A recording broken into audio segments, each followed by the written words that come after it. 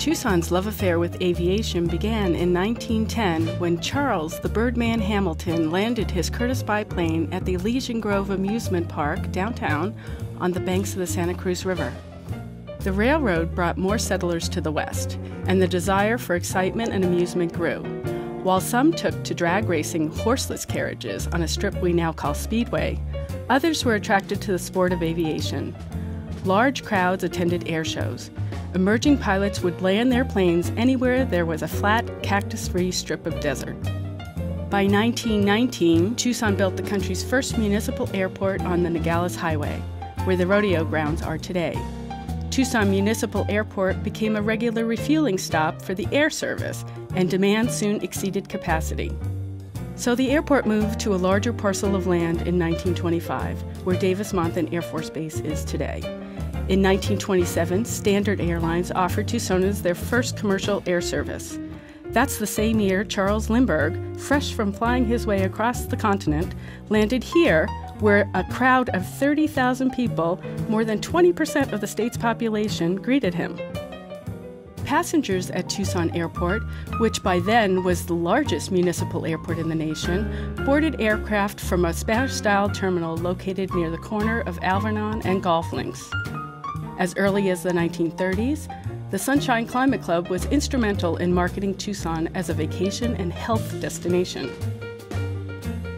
The community grew rapidly, and by the 1940s, it was clear the field at Davis-Monthan should be devoted to military operations and training.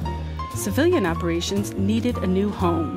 The city had already acquired the land where the airport sits today. The U.S. military used the field's 3 large hangars for B-24 modifications. Now who would operate the new airport? To the rescue came 15 local businessmen led by car dealer Monty Mansfield. In 1948, the group formed the Tucson Airport Authority, a nonprofit independent organization. With an initial bond of $25,000 raised locally, the authority from the beginning ran as a business enterprise. It took foresight, hard work, and innovative marketing. As a result, the authority was able to attract pilots and tenants, including aircraft manufacturers. And within 3 years, Tucson's young airport was operating in the black. The end of the war brought many changes to the aviation industry. Commercial airline service took off in Tucson with the arrival of Frontier Airlines in 1950. At the same time, to renew interest in general aviation, the city asked the authority to take over operations at Ryan Field, a former World War II pilot training base.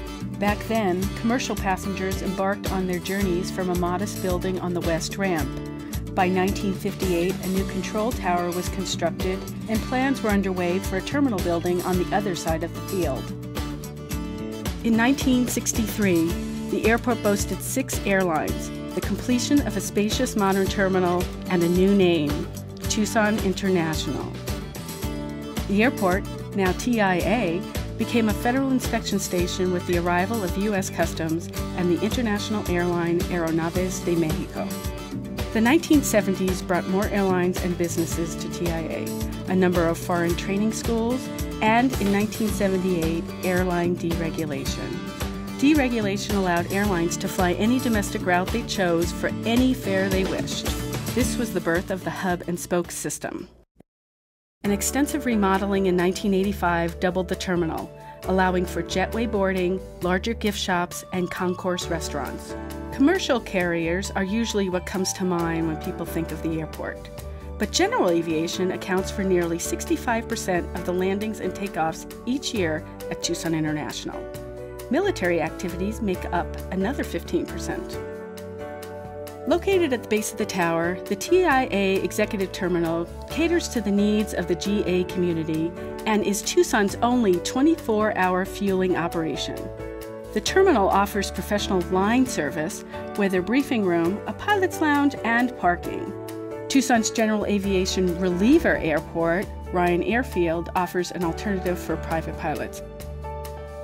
Rising from the remains of a World War II pilot training center, Ryan is a flourishing general aviation airfield, occupying more than 1,800 acres. It has a manned air traffic control tower, aircraft refueling, service facilities, lighted and paved runways, and a restaurant. One of the busiest GA airports in Arizona, Ryan has more than 30 tenants ranging from aircraft maintenance shops to charter facilities, as well as 260 based aircraft. The Ryan Administration Building includes a pilot briefing room and lounge, airport management offices, restrooms, and conference facilities available to both GA pilots and businesses. A strong airport attracts business. Over 100 companies call Tucson International home, employing more than 17,000 people. That's an annual payroll in excess of $75 million, much of which stays right here in the community. From the beginning, the Tucson Airport Authority membership has supported the role of the airport in our community. A full range of civic, business, and professional backgrounds are represented in the 115-person membership. 9 members are selected for the board of directors to oversee airport policy. President and CEO Bonnie Allen and her staff of more than 300 handle daily operations. The Authority is a nonprofit organization that receives no city tax monies. All administrative and operational duties are performed by TAA employees. TAA also has its own fire and police departments. Financing such a large operation is no simple task. In 1956, the Authority pioneered the sale of airport revenue bonds for capital improvements. The Airport Use Agreement reflects the collaboration between the airlines and the airport that is necessary to ensure the successful operation and financial health of both. Airport operations are also funded through revenues from commercial landing fees, concessions, parking, property rentals, and fuel sales. Federal and state grants help fund major capital improvements like airfield construction. A passenger facility charge was introduced to supplement diminishing federal funds. At TIA, PFCs are used for FAA-approved projects like the recent terminal expansion. Federal funds also contribute to maintaining airport security, our highest priority. TIA's master plan serves as a guide for future growth. Updated regularly, this blueprint for the future directs major activity. The most recent plan takes into account Tucson's expected population growth, economic and political conditions, and air service and fares. With these factors in mind, the plan lays the groundwork for land use, facility, and runway demand, and addresses how the airport can work with its neighbors. The Authority developed the first noise abatement program in the country, shifting the main runway 1/2 mile to the south to lessen aircraft noise over nearby neighborhoods, and began a sound insulation program that will culminate in the acoustical treatment of over 1,000 homes. Conscious of its role as stewards of the environment, TAA launched a recycling program over 20 years ago, has been recognized for its xeriscape landscaping efforts with 2 awards, and opened the first compressed natural gas facility in Tucson. The focus on a quality environment extends to TIA's terminal facilities as well. A recent renovation enlarged security checkpoints and created welcome lounges for airport visitors. Other passenger amenities include expanded concessions, more restrooms, free Wi-Fi, new airline ticket counters, and a performing arts program. Our goal is world-class facilities and customer service. There were those back in 1948 who thought that the founders of the airport were just downright crazy. And maybe they were.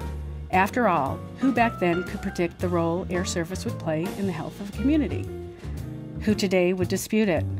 Those original founders wanted Tucson to have the best airport facility possible. And that's one thing that hasn't changed since 1948.